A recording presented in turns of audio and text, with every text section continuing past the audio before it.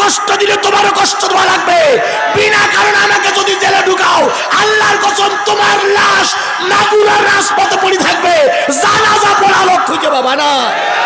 চাইতে যতগুলো বক্তার পরে জুলুম হয়েছে, আমার চাইতে জুলুমির বক্তার বাংলাদেশে কেউ আছে বলে আমার মনে হয় না। আমি 5 দিন রিমান্ডে ছিলাম। রফিকুল ইসলাম মাদানির যে দশা হয়েছে ও দশা আমারও ছিল। আমারও কোমরে দড়ি বেঁধে টানা হয়েছে। দোষ একটাই, কিসের কথা বলি? আরো জোরে বলেন, কিসের কথা বলি? আমি কোরআন শরীফ শপথ করে বলতেছি, দেশদ্রোহী কোনো কাজে আমি জড়িত নই। আমি কোনো গাছ কাটতে রাস্তায় নামিনি। সরকারকে নামানোর জন্য আমি কোনো নাশকতার সঙ্গে জড়িত হইনি। তারপরও আমাকে জেল খাটতে হয়েছে, তারপরও আমাকে রিমান্ডে নেওয়া হয়েছে। আমার পয়লা রমজানে ধরে নিয়ে 5 দিন চোখ মোটে খুলিনি। এত নির্যাতন অত্যাচার পরেও এখন ইসলামের পক্ষে টিকে আছি। আপনারা আমাদের প্রিয় ভাই আহম্মদ আলী, ওর আলোচনা আপনারা শুনেছেন। ওর যদি নাম্বার থাকে আমার এই কথাগুলো দয়া করে একটু রিলে করবেন ওর কাছে, যেহেতু ও সাতক্ষীরার মানুষ, আমিও সাতক্ষীরার মানুষ। একটু রিলে করবেন যে জিহাদি ভাই যে কথাগুলো বলে গেল কতটুক সত্য। একই সময় ভিতরে ছিলাম ও আর আমি। কখনো ও নামাজ পড়াইতো, কখনো আমি নামাজ পড়াতাম।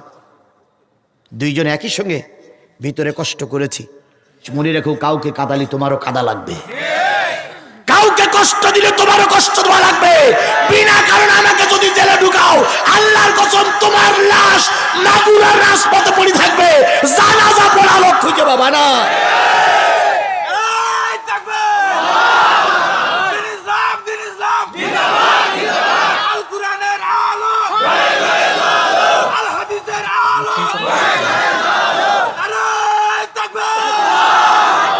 আল্লাহ আমাদের বোঝার তৌফিক দিক। তোমারও যেরকম ভয় আছে, আমারও এরকম ভয় আছে, কিন্তু আমি সবচেয়ে বেশি ভয় পাই আল্লাহ। সারা দেশে ঘুরে বেড়ায় হেফাজত করে আল্লাহ। কথা বলেন ঠিক না বেঠিক? এবার আসুন, তালি বোঝা গেল নিরপরাধ একজন মানুষকে আমরা জেলের ভিতরে রেখে দিয়েছি। এই জন্য যে যা কাজ করতেছো, কাজের হিসাব আল্লাহর কাছে দেওয়া লাগবে। তাহলে সংক্ষেপে বলি, 1 নম্বরে যারা জাহান্নামে যাবে তারা কি? নামাজ পড়ে না, বেনামাজি। আল্লাহ পাক বলবে কিয়ামতের দিন, হুজুররা আছেন, সর্বপ্রথম আল্লাহ হিসাব করবে নামাজি আর বেনামাজি আলাদা হয়ে যাও। নামাজি আর বেনামাজি আলাদা হয়ে যাও। মাঝখানে আমি দেখবো নামাজি আর বেনামাজি আলাদা হয়ে যাও। সব নামাজি আর বেনামাজি আলাদা হয়ে যাবে, কিন্তু নামাজিদের ভিতরে কিছু বেনামাজি ঢুকবে, গুলু জুলু করি। ফেরেশতারা বলবে আল্লাহ, এ সারা জীবন গুলুজুলু করিস, এখানে এসো তাই শুরু করিস। আল্লাহ বলবে যেমন, কয়ে নামাজ পড়িনি কিন্তু এর ভিতরে ঢুকে পড়িস। আল্লাহ তখন আবারও বলবে, তোমরা কি সব নামাজি? তোমরা কি সব নামাজি? তোমরা কি সব নামাজি? বেনামাজিগুলো বলবে আল্লাহ ঠিক ঠিক তো, কয় ঠিক। আল্লাহ তখন বলবে ওয়ারকাউ ওয়াসজুদু,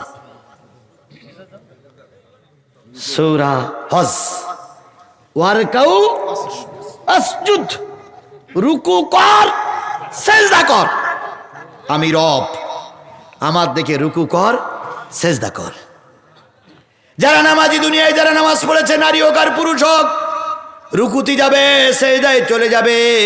যারা দুনিয়ায় নামাজ পড়ে না, তারা রুকু করতেও পারবে না, সেজদাও করতে পারবে না, চুপচাপ দাঁড়িয়ে থাকবে। আল্লাহ কয় কি খবর? কয় আল্লাহ, দুনিয়ায় এতগুলো জুলু করেছি,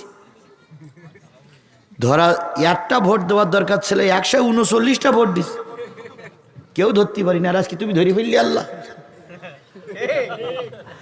সুতরাং বেনামাজি ধরা পড়ে যাবা। এই জন্য বন্ধুরে, প্রথম নসিহত হলো কি, 5 ওয়াক্ত নামাজ পড়তে আল্লাহ কবুল করুক। ক্বালু লাম নাকু মিনাল মুসাল্লিন ওয়া লাম নাকু নুতিমুল মিসকিন। জান্নাতীরা বলবে, জাহান্নামীরা, ফেরেশতারা বলবে 2 নম্বর লাইনে কারা? ওরা বলবে আমরা মিসকিনের মাল খাওয়া পাটি।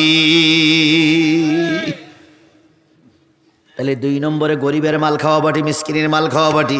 আল্লাহর দুনিয়ায় এ পাটির লোক একটাও নাই, নেই। সব আল্লাহর ফেরেশতা। কথা বলেন ঠিক না বেঠিক? ওরে বন্ধুরে, গরিবের মাল খাচ্ছ যারা, জাহান্নামে পড়বা তারা। কি হবে তোমার হজ দিয়ে? কি হবে তোমার যাকাত দিয়ে? কি হবে তোমার টুপি দিয়ে? কি হবে তোমার মসজিদ মাদ্রাসা করে, কি হবে তোমার পাগড়ি দিয়ে, গরিবের মাল দিয়ে বুড়ি মোটা করেছো আল্লাহর জাহান্নামে। ব্যাখ্যা আজকে দরকার নেই, ওই পর্যন্তই থাক। 3 নম্বর, কারারে তোরা ওয়াকুন্না নাখুদু মাল খায়দিন। 3 নম্বর লাইন থেকে দেখা যাবে কিছু টুপিওয়ালা ওর ভিতরে আছে, কিছু পাগড়িওয়ালা ওর ভিতরে আছে, কিছু দাড়িওয়ালা ওর ভিতরে আছে। ফেরেশতারা বলবে তোরা কারারে? ওরা তখন বলবে ওয়াকুন্না নাখুদু মাল খায়দিন, আমরা ছিলাম দিন কায়েমের বিরোধী শক্তি। আল্লাহর দিন, আল্লাহর দুনিয়ায় প্রতিষ্ঠিত হোক, এটা আমরা কখনো চাইতাম না। আমরা মসজিদেও যেতাম, পাগড়িও পরতাম, নামাজও পড়তাম, কিন্তু আল্লাহর দিন, আল্লাহর দুনিয়ায় প্রতিষ্ঠিত হোক, কোরআন দিয়ে দেশ চলুক, এটা আমরা চাইতাম না। আর এই পরনিন্দাকারীরা যা বলতো আমরা ওদের পক্ষেই সায় দিতাম, ওদের পক্ষেই বাতাস দিয়ে আলেমদের ভরে দিতাম, আলেমদের জেলখানায় রাখতাম, আলেমদেরকে কষ্ট দিতাম। আমরা সেই পার্টির লোক। এবার বলুন তো, এ ধরনের টুপিওয়ালা আমার সমাজে? আরো জোরে বলেন আছে না নাই? আরো জোরে বলতে হবে আছে না নাই? বিশ্বাস করো মুসলমান, যদি টুপিওয়ালারা টুপিওয়ালাদের বিরোধিতা না করত, কোনো আলেম জেলে থাকতো না। এবার কোরআনে জান আল্লাহ বলতেছেন ইয়া আইয়ুহাল্লাযীনা আমানু ইন্না কাসীরাম মিনাল আহবারি ওয়ার রহবান লা ইয়াকুলুনা আমওয়ালান নাসি বিল বাতিল ওয়া ইয়াসুদ্দুনা আন সাবিলিল্লাহ والذين يكنزون الذهب والفضة ولا ينفقونها في سبيل الله فبشرهم بعذاب أليم। ও ইমানদারেরা শোনো, ও মুসলমানেরা শোনো, যারা কোরআনের কথা শুনতেছো শোনো, ভালো করে শোনো। নিশ্চয়ই তোমাদের ভিতরে একদল আলেম আছে আর একদল পীর সাহেব আছে, ওরা মানুষের মালগুলো অন্যায়ভাবে খাচ্ছে। বাংলাদেশের 5.5 লক্ষ মসজিদ, এই 5.5 লক্ষ মসজিদের ইমাম আর 5.5 লক্ষ মুয়াজ্জিন, আর ওরা যদি বিয়ে করে থাকে আরো 11 লক্ষ, এই 11 দূরে 22 লক্ষ মানুষ যদি আল্লামা সাঈদী সহ কোরআনের পক্ষে কথা বলতো, খোদার কসম বাতিলেরা মাঠে নামতে পারত না।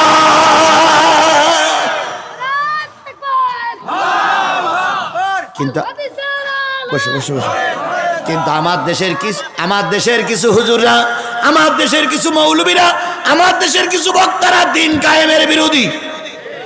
তাহলে বোঝা গেল দিন কায়েমের পক্ষে না থাকলে কোথায় যেতে হবে? জাহান্নামে যেতে হবে। এই জন্য বন্ধু হাতে ধরে বলি, পায়ে ধরে বলি, কে আওয়ামী লীগ করো, কে বিএনপি করো, কে জাতীয় পার্টি করো, ওটা কোরআনের পরিচয় নয়। কোরআনের পরিচয় জাহান্নামে থেকে বাঁচতে হলে নামাজ পড়া লাগবে, জাহান্নাম থেকে বাঁচতে হলে এতিমের মাল খাওয়া যাবে না, জাহান্নাম থেকে যদি বাঁচতে চাও দিন কায়েমের পক্ষে থাকা লাগবে। আগেরকার পীর সাহেবের দরবারে মানুষ গেলে বেনামাজি গেলে কি হতো? নামাজি হতো। আর এখনকার পীরের দরবারে নামাজি গেলে বেনামাজি হয়ে ফিরে আসে। পালন করা আমাদের জন্য ফরজ। কথা বলেন ঠিক না বেঠিক? আনাকিমুদ্দিন ওয়ালা তাতাফাররাকু, দিন কায়েমের ব্যাপারে কোনো মত পার্থক্য সৃষ্টি করা যাবে না। তাহলে আমরা সবাই দিন কায়েমের পক্ষে থাকবো ইনশাআল্লাহ। আমার দেশ কোরআন দিয়ে চলুক, এটাকে আমরা চাই। কোরআন দিয়ে চললে হিন্দুরা খুশি, হিন্দুরা শান্তিতে থাকবে, আওয়ামী লীগ বিএনপি সবাই শান্তিতে থাকবে। এই জন্য আমার দেশ কোরআন দিয়ে চলতে থাকুক, আল্লাহ কবুল করুক। কয় নম্বর পয়েন্ট শেষ? 4 নম্বর পয়েন্টে যাওয়ার আগে হাদিসটা বলি, একুনু ফি আখিরিজ জামান উমারাউ জলামাতুন ওজারাউ ফাসাকাতুন ফাকাহাউ কাযাবাতুন কোদাউ খাওয়ানাতুন। আল্লাহ রসুল বলেন এমন একটা জামানা আসবে যেই জামানা রাষ্ট্রপ্রধানগুলো হবে জালেম, ওই জামানার মন্ত্রীরা হবে ফাসেক, ওই জামানার একদল আলেম হবে মিথ্যাবাদী, ওই জামানার একদল বিচারক হবে আমানাতের খেয়ানাতকারী।